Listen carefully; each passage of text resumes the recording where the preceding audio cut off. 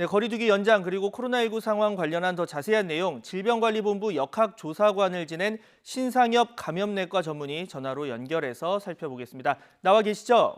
네, 안녕하세요. 네, 안녕하세요. 자, 오늘 발표된 코로나 신규 확진자 198명이었습니다. 지금 이틀째 간신히 200명 아래를 유지했는데 지금 상황 어떻게 보십니까?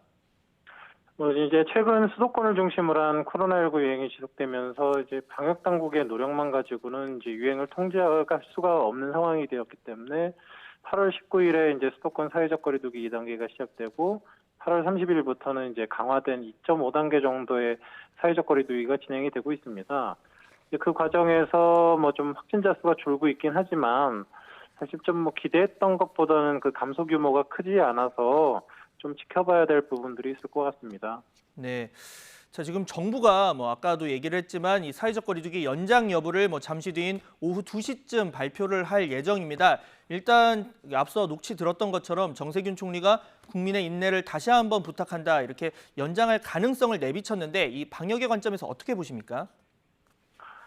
지금 사실 뭐 수도권 지금 유행이 지속되면서 감염 경로를 알 수 있는 없는 환자 비율이 늘어나고 있고 이제 한 사람이 다른 사람을 감염시키는 감염 재생산 지수가 뭐 1.5에서 3 정도라는 얘기도 있습니다. 예. 그러니까 방역 당국의 통제 밖에서 환자가 발생하고 또 확진자 한 명이 많게는 뭐 3명 정도까지 감염시킬 수 있는 그런 상황이기 때문에 네네.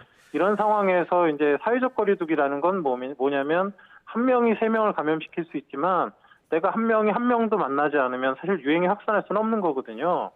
그래서 또 확진자들 연구를 해보면 또 감염 이후 5일이 이제 감염력이 가장 높고 그 뒤로 지나면 감염력이 현격하게 떨어지기 때문에 이 사회적 거리두기가 정말 잘 준수가 된다면 한 1주, 2주 이내에도 유행의 규모가 현격하게 줄어들게 됩니다. 네. 그래서 지금 이제 확진자 규모를 봤을 때는 좀 아직 사회적 거리두기가 충분한 효과를 거두고 있지는 못한다라고 이제 볼 수도 있어서 이게 뭐 연장 가능성이 이제 제기되고 있는 것 같습니다. 네, 방금 얘기를 좀 종합을 해보면 자, 사회적 거리두기 2.5단계 격상이 지난달 30일이었습니다. 아직 일주일이 채 지나지 않았는데 보통 방역 강화 그리고 이 효과 사이에 조금 시차가 있는 편인데 그렇다면 좀 조심스럽지만 앞으로 확진자 추이 어떻게 전망을 할 수가 있을까요?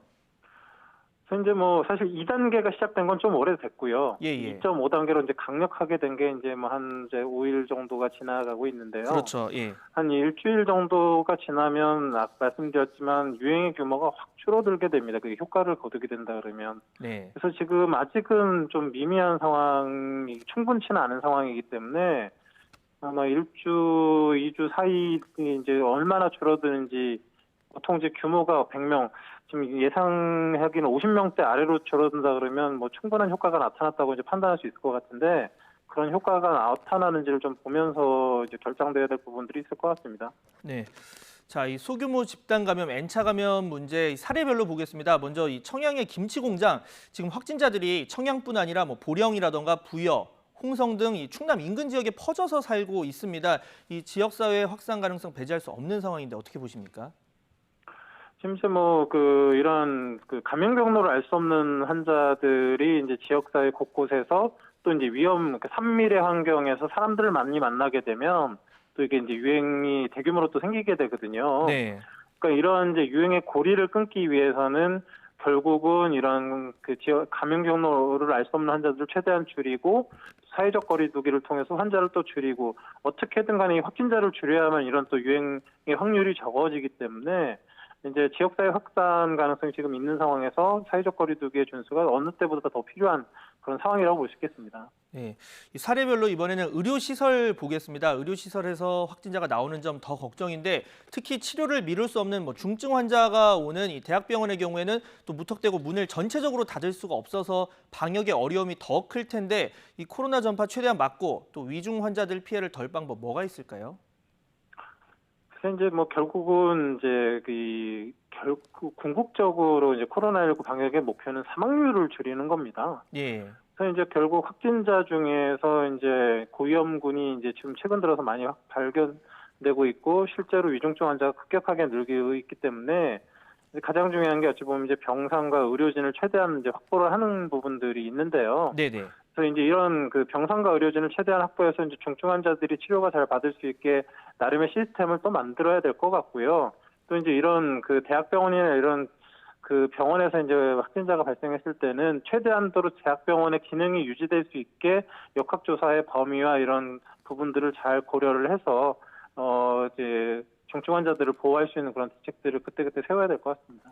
그 역학조사 잘해서 폐쇄할 곳은 폐쇄해야 돼 대학병원 이 기능 전체가 마비되는 일은 막아야 한다 이런 얘기를 해주셨고 네, 맞습니다. 네, 자 지금 의사 집단 휴진 관련한 내용 좀 보면 이 정부 민주당과 의협 사이에 합의가 이루어졌습니다. 합의가 이루어져서 이제 잠시 뒤에 뭐 서명식도 예정이 돼 있는데 반면에 전공의들은 좀 다른 목소리를 지금 내고 있는 것 같아요. 아까 화면 봐도 뭐 현장에서 지금 반대하는 피켓을 들고 있는 상황인데 이 상황 어떻게 좀 진단을 해야 할까요?